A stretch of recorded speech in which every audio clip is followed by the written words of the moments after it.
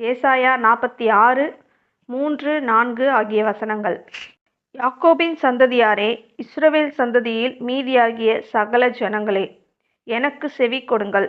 தாயின் வயிற்றில் தோன்றினது முதல் உங்களை ஏந்தி, தாயின் கர்ப்பத்தில் உற்பத்தியானது முதல் உங்களை தாங்கினேன்.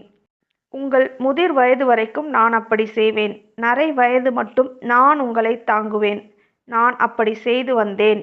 இனிமேலும் நான் ஏந்துவேன், நான் சுமப்பேன், தப்புவிப்பேன்.